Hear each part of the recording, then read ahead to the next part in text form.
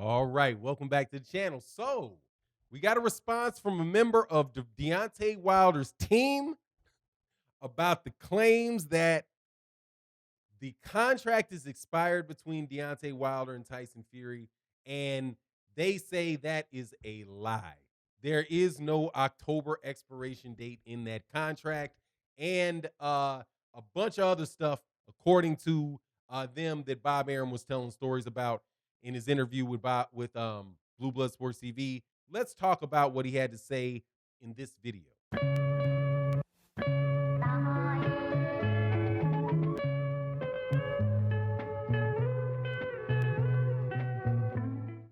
All right, welcome back to the channel. So, the drama continues. Tyson Fury says that he is pulling out of the Deontay Wilder fight because their contract expired. The rematch clause expired. He unilaterally decided out of the blue that the contract expired. And he was on Blue Blood Sports TV's channel yesterday, answered a bunch of questions. This is Bob Arum, who's the promoter for Top Rank. Tay Jones, who's a member of Deontay Wilder's team, who you've gotten a lot of very solid information about the Wilder camp from, listened. I spoke with him. He said, look, man, this guy is lying, and he's lying about multiple things.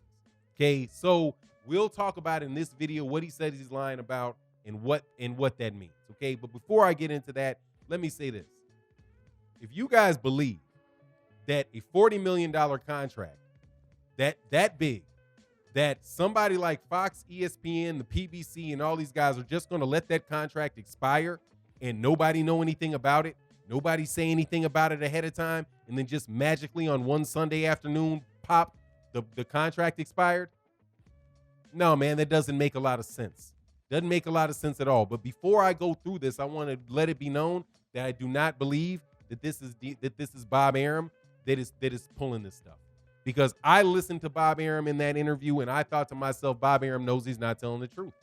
And I could tell, and he was giving very protective answers. Like, he was specifically asked, do you think Deontay Wilder has a cause of action? Is there anything that he can do to prevent this? Bob Arum's first answer was, well, yeah. And then he went on to say, well, look, no, the contract's expired. All Bob Arum was doing was just defending the position of Tyson Fury, who he's the promoter of.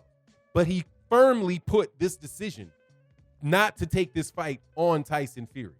Now, but let's go through the details of it and what Team Wilder, the Team Wilder member, Tay Jones, had to say about it. First of all, he said there's no October expiration date. And they were like, what is this? Now, Tay is somebody that talks to the champ. Tay is somebody that has been around the negotiations that take place and knows many of the details. And he's the guy that when I did a video about why I thought Tyson Fury cheated because of information that I'd received, it was him. You've also seen Blue Blood Sports TV have Tay on his show and give a bunch of information, all of which panned out down the road. He is a legitimate source for this information, in my opinion. So for him to say that there is no October expiration date in that contract, I believe it 100%. Because it does, first of all, it doesn't make sense that there would be an October expiration date. The date was in February. The fight was in February. Why would you have, watch this, March would be the first month, right? March, April, May, June, July, September, October. Why would you have a 7-month? In all of the agreements that I've written, of all the agreements that I've reviewed, I've never seen anybody pick 7 months as the expiration date. 7 months. It's usually 6 months or it's a year. Or it's best efforts and it goes on until you figure it out. For him to say that it expired in October doesn't make any sense, okay? But also, the other thing that they said that he was telling the story about is that Shelly Finkel, Bob Arum said that he has not talked to Shelly Finkel. He has not talked to Deontay Wilder's team this whole time since before the fight. Well, Tay says that's not true. He was just a couple months ago, he was in Miami and he heard the conversation taking place between Shelly Finkel and Bob Arum a few months ago. So Bob, now what does that sound like to you? It sounds to me like when Eddie Hearn was lying on Deontay Wilder and saying that Eddie Hearn saying he had not talked to Deontay Wilder, he had never heard from him. But then all of a sudden, Shelly Finkel's pulling out emails and things saying, no, man, no, we talked. I talked to your father. Here's the email. Why are you saying we're not talking? Because Eddie Hearn was out there in the public trying to spin and sell that Deontay Wilder was ducking. And what you saw yesterday on Blue Blood Sports TV's channel with Bob Arum was the same thing. Bob Arum trying to polish a turd for Tyson Fury. Okay? Because, dude, why would you have an expiration date fall in the middle, not just the middle of it, not even the end. Not even the end. The end of the first week of October doesn't make any sense. But let's go forward, dude. Bob Arum was asked, right? He was asked, is there anything that Deontay Wilder can do, right? Where do you get an extension because of that's the way Blue Blood Sports TV phrased the question. I would have phrased the question because what he was getting to was, would force majeure apply to this? Because there's an act of God that took place that prevented a fight from going on, right? So he's saying no, that there's not. But you know what Bob Arum did say? Bob Arum did say that they Team Wilder and Team Fury decided that they were going to have the fight, that the fight had to happen in December. And the network said that they could not air the fight. ESPN said that they could not air the fight in December, and Fox said that they could not air the fight in December. This is why I don't blame Bob Arum, because I don't believe that Bob Arum wants to cut himself out of his own money. I don't believe that Bob Arum wants to cut Top Rank and sell out on ESPN and Fox in the agreement that they struck together.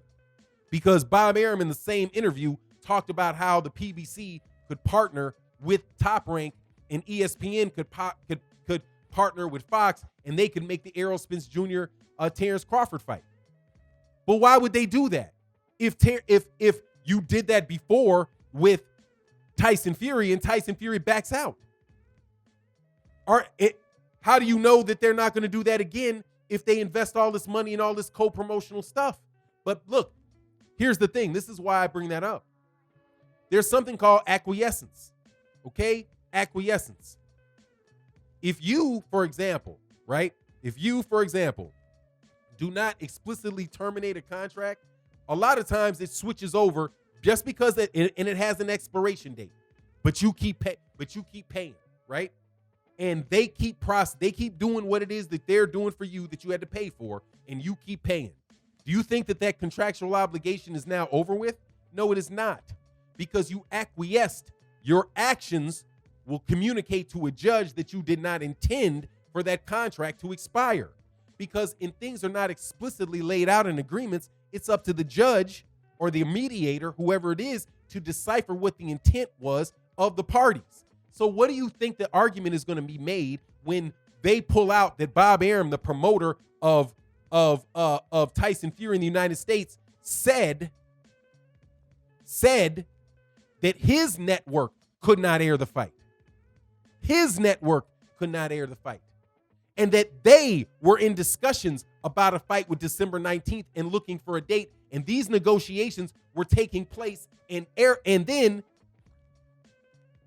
Deontay Wilder, in reasonable interpretations of Tyson Fury's team, could have assumed that the fight is not extended because we're clearly still in negotiations with the networks. Now, also, was the contract supposed to mean that Deontay Wilder would have to fight before that time if there was no network places available? Because that's exactly what Bob Arum is saying. Bob Arum said that ESPN didn't have the date, and that Fox didn't have a date. Now, did they have an Allegiant Stadium? Yes, they have the Raiders Stadium. But that doesn't mean that you have your broadcast rights lined up. Everybody knows that the boxing match isn't just going to happen inside of whatever Raider Stadium.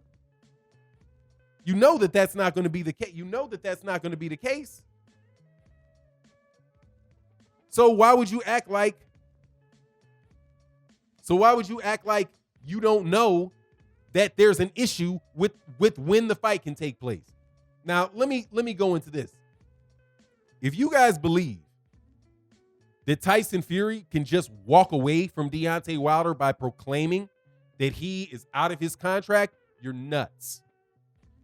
Bob Arum was asked by Blue Blood, do you think that there's anything that Deontay Wilder can do to stop this? His first reaction, which was the honest reaction, because he just flew out of his mouth, was yes. But I'm not going to give you a legal opinion. That's what he said. But I'm not going to give you a legal opinion. I know you're not going to give him a legal opinion because, homie, this is breach of contract, Holmes. And it looks like a pretty straight case of breach of contract because, dog, October 7th for October. What's the date of this expiration date? And by the way, Bob Arum never mentioned an expiration date. He gave this crazy line about, well, hey, we tried our best and now the contract, he says he doesn't want to fight. Now the contract's expired. No, dude, that's the argument that they're going to make, that the contract's expired. But if you don't have a date that says October and you're out there actively working with him and working with networks to take the fight, and you've had commitments with other parties, and we all know that this is not just me and you trying to work it out, that there's other people involved. If you're claiming that you can get out of a fight with me because your own team can't figure out how to get a fight date because you can't get a TV rights for it, no, man, that's more than likely not going to fly. But anyway, that's my take on the matter. That was also Tay's take on the matter, and we're going to have Tay on the channel today to go over it in more specifics. You let me know what you think in the comment section. With that, I'm out. Peace.